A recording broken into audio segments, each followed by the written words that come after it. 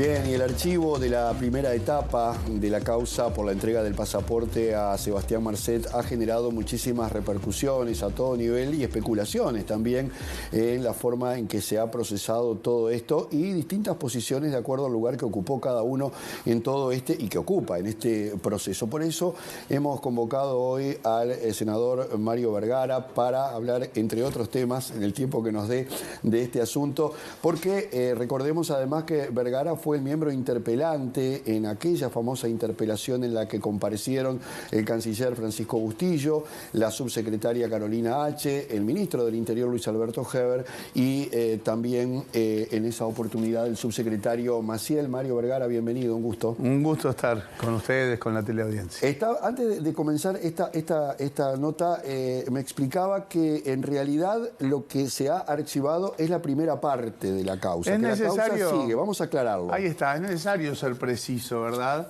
Porque, ¿qué pasó en su momento? Nosotros interpelamos y ahí, en la propia interpelación, nos vamos enterando de cosas, pero nosotros no planteábamos que el envío del pasaporte se hubiera hecho de manera delictiva, sino que cuestionábamos el envío diciendo fue una decisión política del gobierno mandarle un pasaporte a un narco que estaba preso en Dubái y que con ese pasaporte sale de la cárcel y hoy está prófugo de la justicia internacional. Nosotros lo que decíamos era que la normativa habilitaba a no enviárselo. El gobierno se escudaba en que el famoso decreto lo obligaba, y eso era falso, no lo obligaba, tenía la opción de no hacerlo.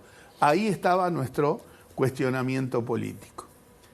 Además de que en la interpelación claramente mintieron cuando dicen no conocíamos quién era Marcet, era un jugador de fútbol que andaba por el mundo, cuando después queda claro que tenían clarísimo que Marcet era un narco pesado y peligroso. Pero nosotros no hacemos una denuncia penal a partir de eso.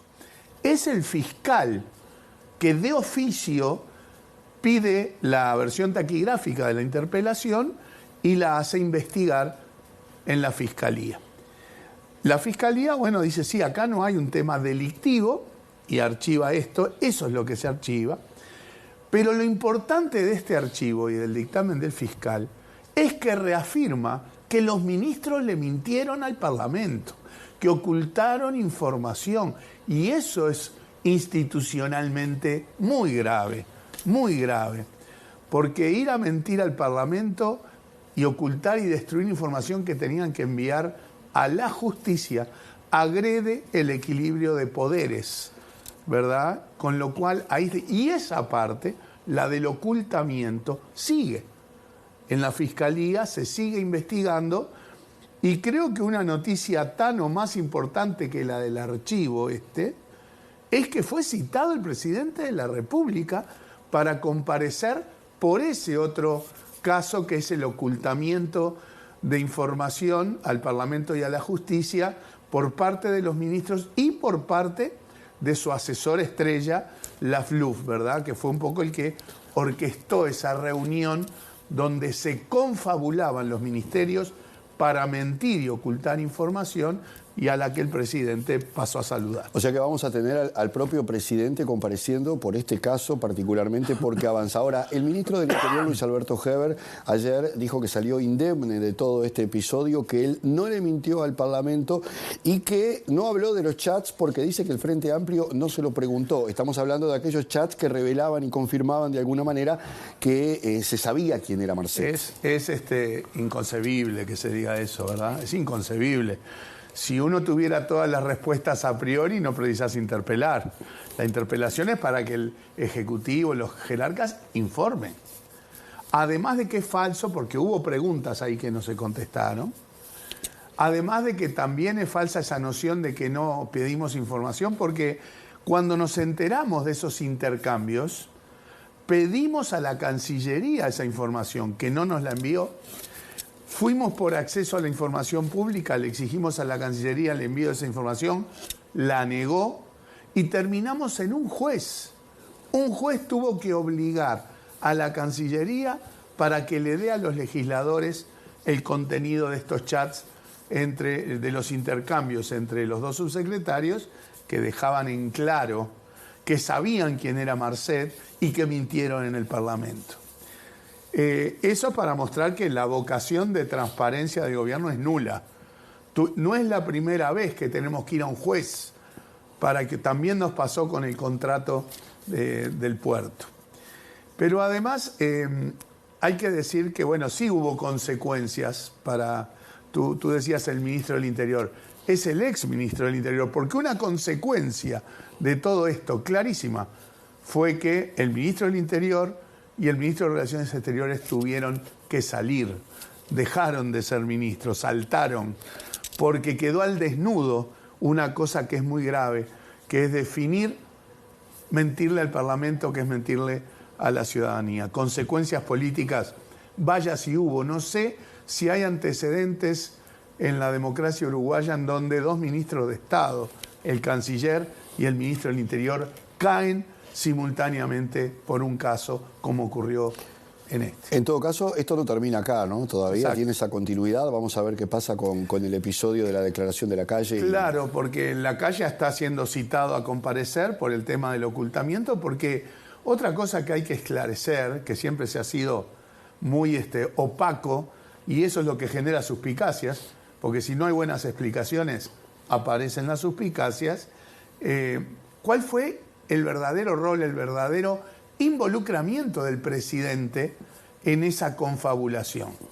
En una reunión que pasó a saludar, pero fue una reunión convocada por su asesor, invocándolo, que hizo entrar a la gente por el garage, en donde definían mentirle al Parlamento, ocultar y destruir información que había sido solicitada por la justicia. Eso es algo institucionalmente muy grave.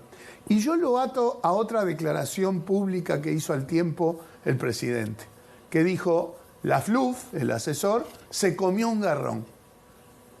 Entonces, si la FLUF se comió un garrón, es porque hay alguien atrás que es el responsable de todo esto.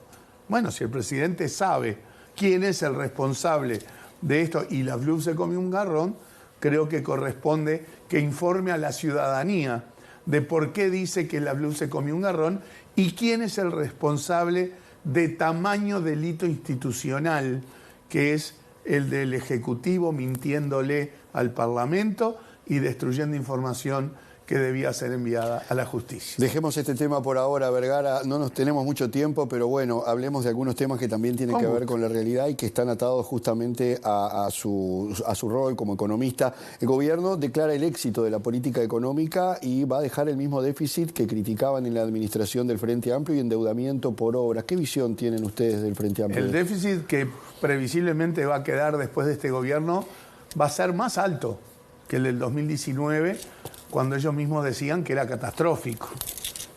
Fracasaron en una de las cosas que era su objetivo, su obsesión en la política económica, que era reducir significativamente el déficit fiscal. El déficit es mayor, con un nivel de deuda también mayor. Obviamente hubo un tramo en la pandemia en donde hubo que endeudarse, pero ese aumento de deuda no se explica solo por la pandemia. Por lo tanto, claramente ahí hay un fracaso. Pero además, la obsesión en lo fiscal, que incluye, como bien usted dice, un compromiso de gasto por inversiones en infraestructura que ni siquiera están registrados en el déficit, o sea, el déficit real es incluso un poco mayor del que se muestra, condicionó todas las demás políticas y, por ejemplo, hizo que este gobierno no tuviera una estrategia o una agenda de crecimiento económico. Hace prácticamente 2 años que la economía uruguaya casi que no crece. Y eso condiciona todo lo demás. Y genera problemas en todos los terrenos. Y acá no se puede decir, ay, la pandemia, porque la pandemia la sufrieron todos los países y después de la pandemia todos los países crecieron y Uruguay, en el contexto regional, está de mitad de tabla para abajo en esa materia. Yo tengo una visión muy crítica de la gestión económica en ese terreno, que tiene que ver con que no se priorizaron las fuentes de crecimiento, la productividad, que es empujar la ciencia, la tecnología, la innovación, la recapacitación de trabajadores y trabajadoras, todo eso se soslayó. Y la competitividad, acá no solo no se promovió la competencia, se regaló un monopolio en el puerto de Montevideo, no se avanzó esencialmente en la inserción externa y vivimos en un atraso cambiario, el más grande del siglo XXI, responsabilidad directa, ahí sí, del gobierno y del Banco Central, que ven ese atraso cambiario que perjudica a la producción, a la exportación, al empleo, que es el clamor de cuanta gremial hay en la vuelta agropecuaria, industrial, de servicios turísticos, de operadores inmobiliarios, de exportación, y que es en parte causante de la falta de crecimiento económico. Se nos terminó el tiempo, Vergara. Solamente un titular. ¿Cómo viene la campaña y cómo la está viviendo? ¿Y cómo viene ese acuerdo entre sereñistas y el MPP de cara a las elecciones de octubre? No, el acuerdo es simplemente un acuerdo de sublema. Es un tema más de ingeniería electoral. No es un acuerdo de sustancia política. Claro. El MPP tiene su perfil, los sereñistas tenemos nuestro perfil y hacemos campañas propias. La campaña viene con todo ahora, o sea, yo te diría que estamos en la etapa de terminar el armado de las listas y ya es el lanzamiento total de la campaña, y la veo con mucha expectativa, con un frente amplio que tiene todas las chances para ganar, no la tiene ganada, pero tenemos, a partir de la militancia, a partir de la tarea de campaña, muy buenas chances para que, por el bien del pueblo uruguayo, el Frente vuelva a gobernar. Mario Vergara, muchísimas gracias por acompañarnos esta mañana. Nos vamos volando.